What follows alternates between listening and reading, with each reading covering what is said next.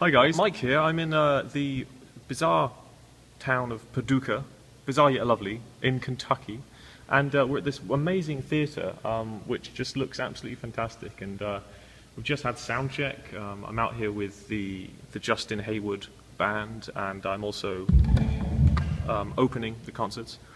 And yeah, it's going to be a real pleasure to play here later on. It's just a really lovely room with a really great sound.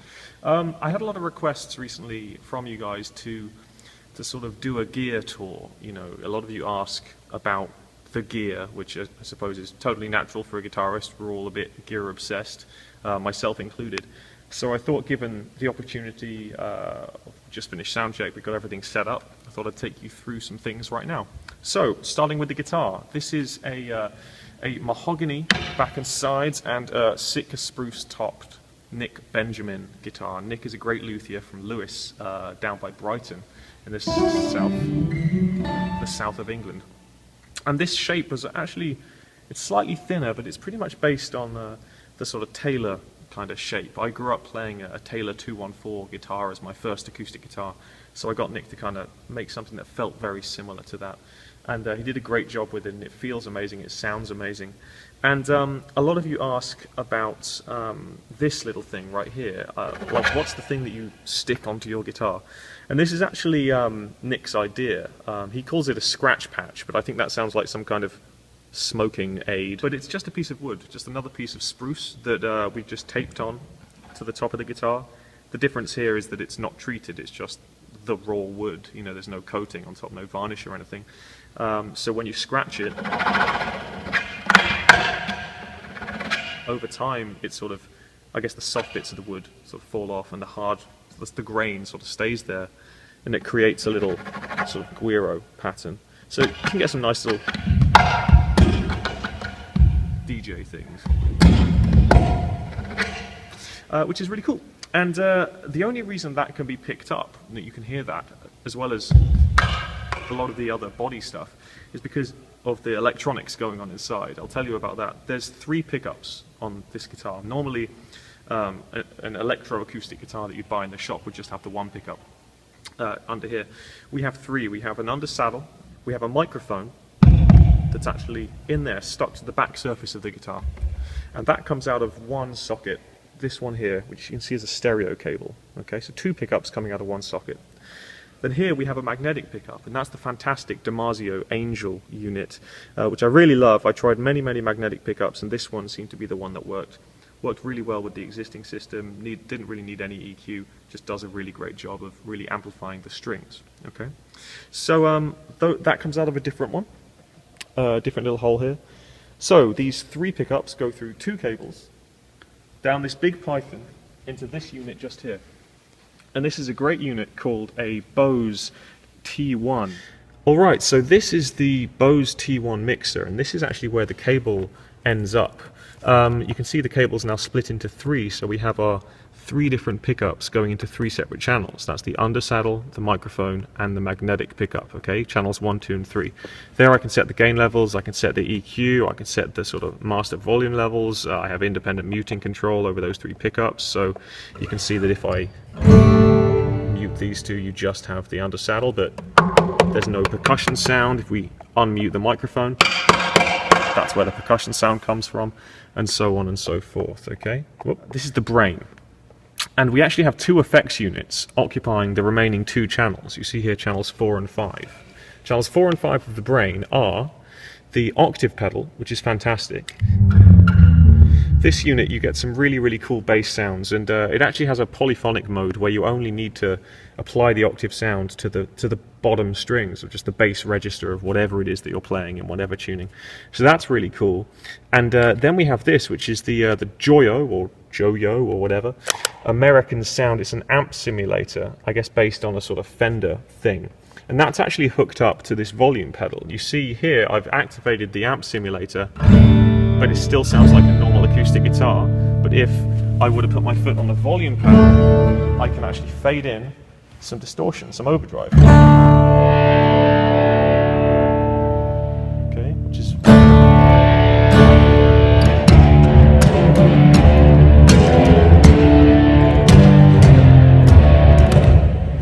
percussion and everything is still organic. It's not affected because both of these pedals are only receiving a signal from the magnetic pickup. Okay, so the octave sound and the amp simulator are only they're only receiving information from the magnetic. That means, I mean, if you put an overdrive sound, an overdriven amp on a microphone, it's going to sound awful. It'll feedback, it'll sound totally nasty. So this way I get a certain amount of control over the sound just by running it from this pickup here, which is much like one you get on an electric guitar anyway, I suppose. I've also got a noise gate on this because, as you'll hear, it's quite a noisy, if I play very quietly, there's quite a lot of hiss. You should hear the noise gate kick in as it gets quieter. Yeah, and now it's gone. Whereas if I'm going to play loud,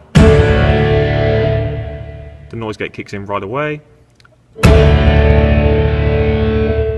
as soon as I stop playing, and it sounds totally pure. Okay, that's another great feature about this. It's loaded with all of these things: the noise gates, the compressors, anything you're going to need. Really great unit.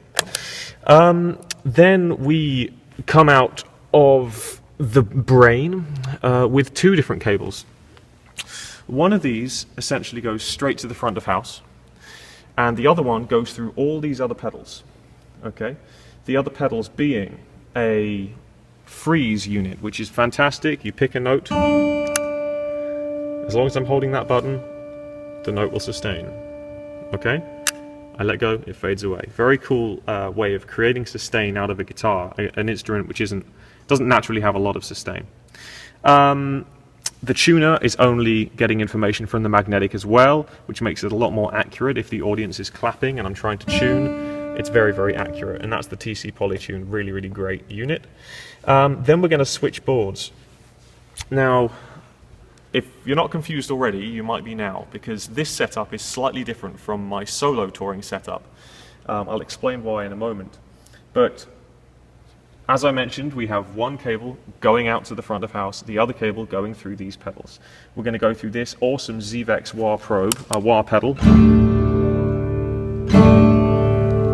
But it's actually a sort of proximity sensor, so as you move closer to the pad, you get your wah sound. The reason I went for this kind of unit is not for the sort of theremin gimmick thing. It's actually because if you think about a wah pedal, when you turn on a wah pedal, you click that button, it kicks into those to the high stuff, doesn't it? It kicks right into a very noticeable change in the sound. And when you're playing an electric guitar in a band, it's fine. It's part of the thing, part of the sound, part of the style. But when you're playing a solo acoustic guitar by yourself, it's very noticeable to the audience when you activate something like that. So the reason I got this is because when you turn it on, it stays at the normal, maybe slightly bassier register, and then you move into the wah rather than having to kick in and move out of it. Okay. After that, we go to this amazing pedal called the Strymon Timeline. One of my favorite pedals. You get some really, really cool conventional delays, or even rather spooky organ-like shimmery awesomeness. And you can create all kinds of weird and wonderful sounds on this unit. I mean, I made a chorus